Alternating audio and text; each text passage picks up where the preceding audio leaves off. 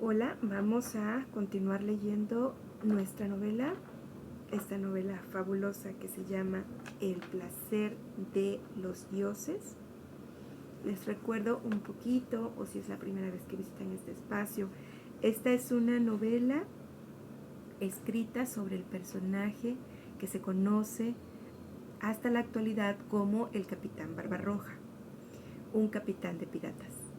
Entonces, bueno, miren, yo me siento muy atraída por ciertos personajes que han ido viviendo a través de la historia, porque encuentro en ellos un gran ejemplo. Yo les he platicado en algunos otros videos que en algún momento de mi vida había descubierto en este libro precioso a un personaje llamado Odiseo. Todos los que alguna vez hayan leído la Ilíada, la Odisea, pues se van a encontrar con él. Entonces, a mí me pareció fabuloso poder aprender sobre ese personaje. Y después me encontré con este personaje que es Khayr-Eddin, un musulmán que nace en un mundo cristiano en expansión. En ese momento de la historia el cristianismo era tan absoluto y tan global que se avanzaba en su expansión incluso a través de la fuerza. Por lo tanto, los que estaban en contra del cristianismo eran nada más que demonios que había que erradicar. Entonces, yo me encuentro a este personaje que nace del lado de esos demonios, porque es un musulmán. Por lo tanto, es enemigo natural de los cristianos, que en ese tiempo estaba representado, o en este momento de la historia está representado por los españoles. Entonces, bueno, a la par de este personaje me encuentro leyendo en este libro me encuentro leyendo dos personajes. Uno es el rey Salomón y el otro es el rey David, su padre. Entonces, bueno, me encuentro que también ahí hay grandes personajes. Estoy haciendo mención en este momento de hombres porque estamos leyendo a un varón. Sin embargo, bueno, basta buscar personajes femeninos para encontrar también un sinnúmero de ellos. Pero entonces yo encuentro que hay personajes en la historia que incluso son llamados hijos de los dioses, consentidos de los dioses. Se dice que Salomón y David hablaban directamente con Dios, tenían una conexión con Dios. Y bueno, Odiseo también es un consentido de los dioses. Claro que son dioses diferentes, ¿verdad? A Odiseo lo tenemos en el mundo de la civilización griega, y a Salomón y a David lo tenemos en los hebreos, ¿sale? El judaísmo. Entonces, bueno, y a este personaje fabuloso lo tenemos en el mundo musulmán. Entonces, a mí me parece fabuloso cómo a través de la historia ha habido grandes personajes en todas las civilizaciones, en todos los tiempos, en todas las culturas, pero todos ellos tienen ciertas características que comparten y es un espíritu muy honorable. Creo que yo lo llamaría así. Y aquí es el punto en el cual para mí es tan importante promover la lectura en los niños, en los adolescentes y pues en todos. Y es que un libro nos puede mostrar un personaje que nos sirva de ejemplo en el momento de la construcción de nuestra propia personalidad. Entonces, bueno, nos encontramos con que de esta forma un libro siempre es un aporte. Además de que es una expansión, yo al leer a Odiseo, al leer a este pirata musulmán, al leer a David y a Salomón y a todos los personajes que trae el libro de la Biblia, pues vivo una expansión en mis ideas, en mis formas de pensamiento, en mis horizontes de visualización. Y por eso es que para mí es importante este espacio, y aunque a veces tengo poco tiempo, pues yo quiero nunca dejarlo. Yo lo hago desde las aulas, ya que mi profesión es ser docente, pero también quiero hacerlo a través de este espacio. No sé quién lo encontrará en algún momento, pero pues pues yo espero que sirva de motivación para acercarse al mundo de los libros. Y bueno, pues creo que me extendí un poco con una opinión muy personal, pero quería externarla. Y vamos a seguir leyendo a Barbarroja y qué está haciendo en este momento de su vida. Y dice así: se echaron a reír y luego de un tiempo más de grata conversación, los amigos se separaron. Al día siguiente, el jefe de la flota convocó a reunión a sus capitanes y les dio cuenta de sus planes. Demorarían exprofeso el avance para llegar durante la noche frente al Golfo de Túnez, ocupando posiciones de avanzada. Luego, apenas asomara el alba, se lanzarían al asalto del puerto de la Goleta. Se hallaban registrados todos los accidentes naturales, la ubicación de las baterías enemigas y los bastiones más fortificados. En consecuencia, los atacarían en conjunto y sin dar lugar a una sostenida defensa. El arma principal era la sorpresa. La segunda, la destrucción sostenida y sistemática de aquellas defensas.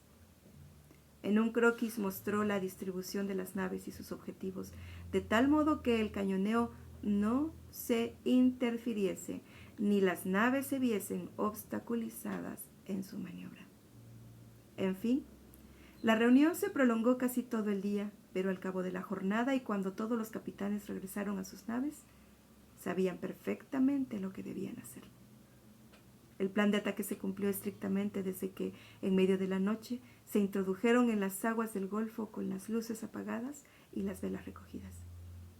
El fuerte del Cabo Bono debía hallarse al mando de hombres inexpertos o irresponsables, porque no advirtieron la maniobra. Nunca se habría de saber qué causa atribuir tal defección, porque al iniciarse el sincronizado cañoneo de fuertes torreones, murallas y casamatas de artillería, el que sufrió una destrucción completa fue precisamente ese fuerte. Era primordial no dejar un peligroso bastión enemigo a las espaldas para el caso de una retirada. Pero dicha eventualidad quedó descartada desde el principio. Tal fue el efecto de la sorpresa y de la fuerza y potencia del ataque. Khayr ed-Din demostró en esa situación su genio militar al ordenar un sincronizado y demoledor ataque general. Así, mientras algunos barcos distribuían las defensas del sector este del Golfo, otros atacaron las del centro y las del oeste. Y sin dar un instante de respiro, simultáneamente abarcaron y a las naves tunecinas surtas en el puerto, concentrando su fuego en los barcos de guerra.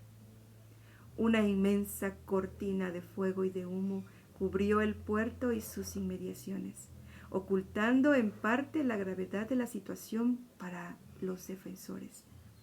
Mas al llegar el mediodía, se pudo establecer que la misma era insostenible. Los barcos del puerto que no se habían hundido todavía se encontraban convertidos en ruinas. Varios de los fuertes y bastiones se habían llamado a silencio y en medio del humo de los incendios que proliferaban por doquier, asomaban las ruinas de sus murallas de piedras y de rocas. Otroro orgullo de Túnez. Ya no cabía esperar más, y en efecto Barbarroja ordenó el desembarco.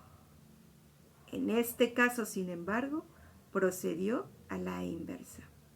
Previo un intenso cañoneo de la zona, ordenó que el grueso de sus tropas desembarcara en un solo lugar. Establecida así una cabeza de puente, por allí entraron y se dispersaron las tropas invasoras, yendo a ocupar objetivos claves previamente señalados. Al promediar la tarde, todo el perímetro costero del Golfo se hallaba ocupado por las fuerzas corsarias.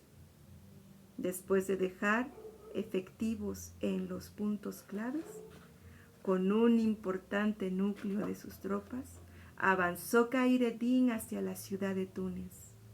A decir verdad, este avance fue casi un paseo. No encontraron en su marcha fuerzas organizadas de defensa, las cuales parecían haberse concentrado en el centro de la ciudad, en el palacio amurallado.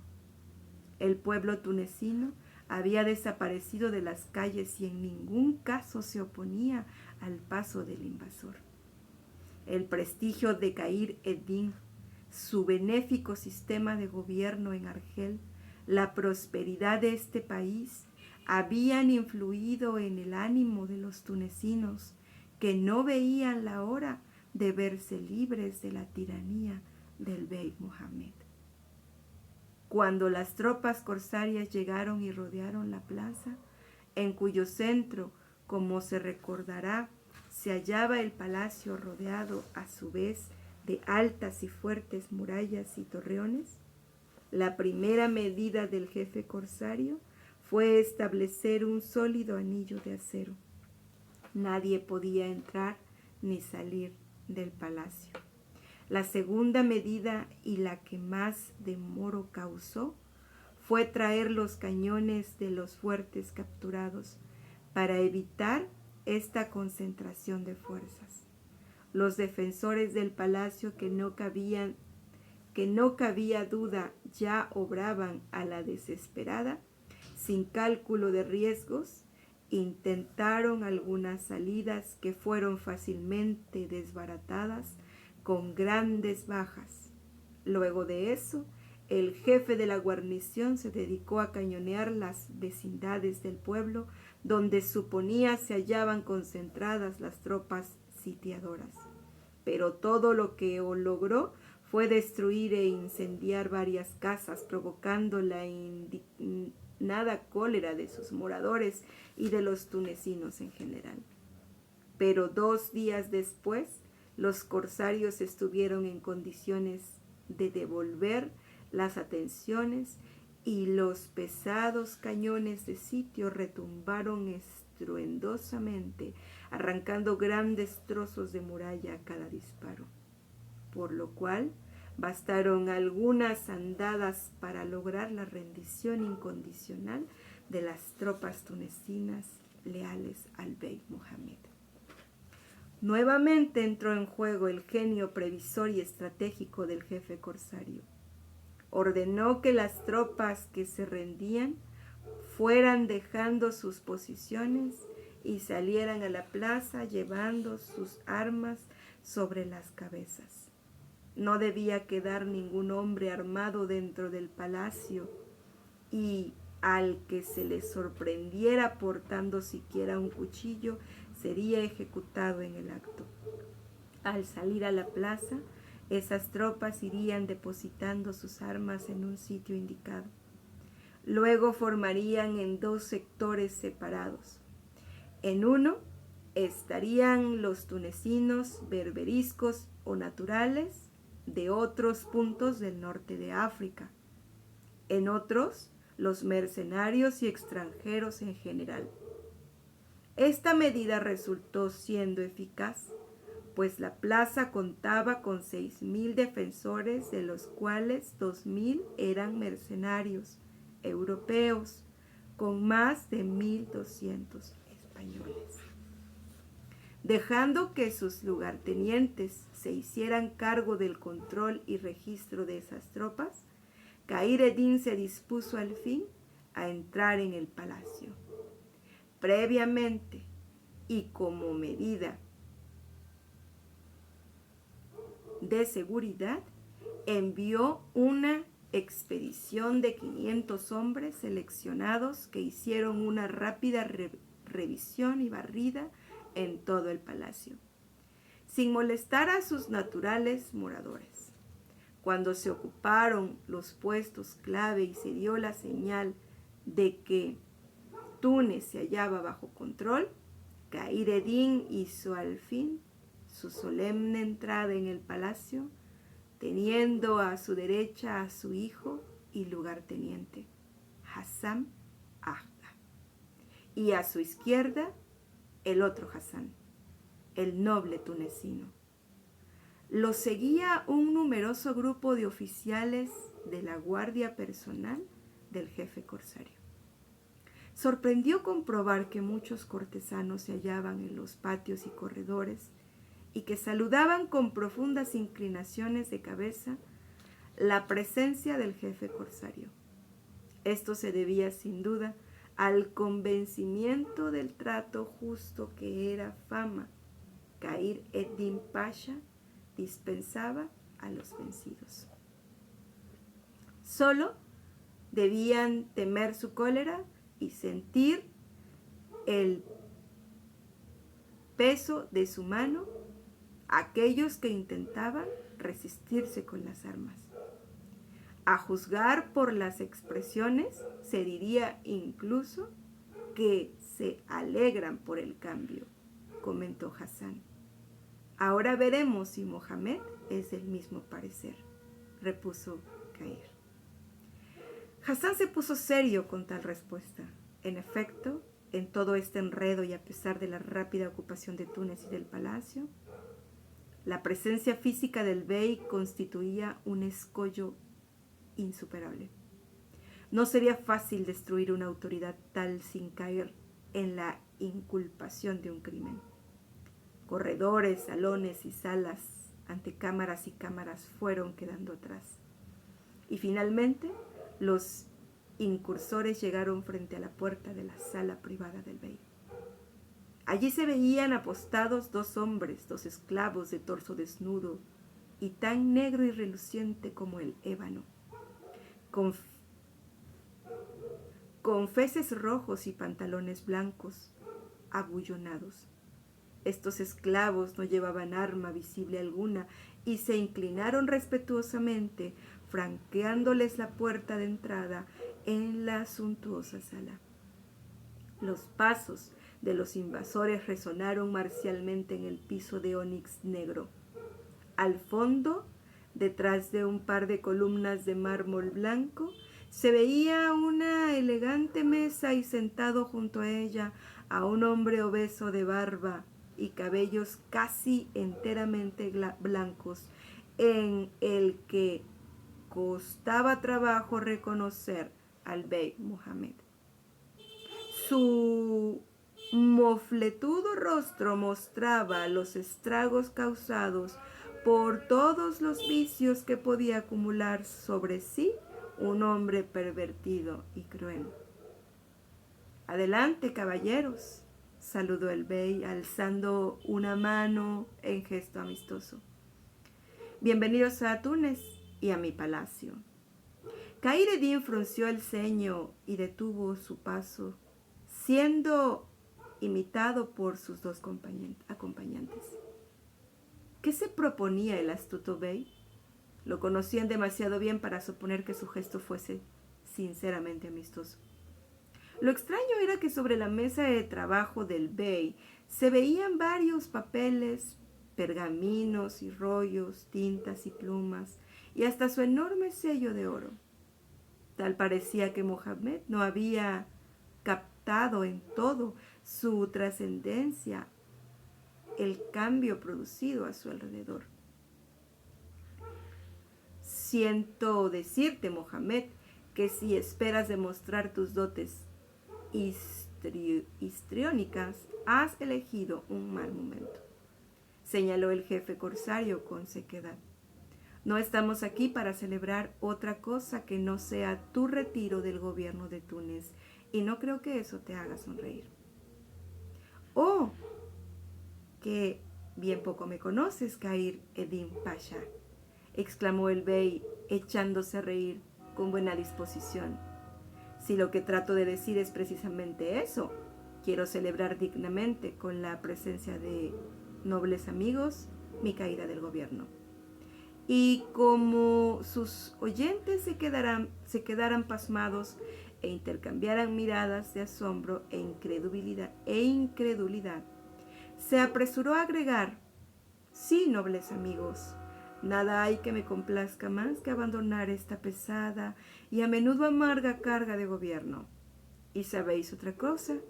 Incluso debo daros las gracias por venir a dar solución a un viejo problema y porque al mismo tiempo me permites un retiro honorable, como digno corolario de una vida dedicada al servicio de mis súbditos.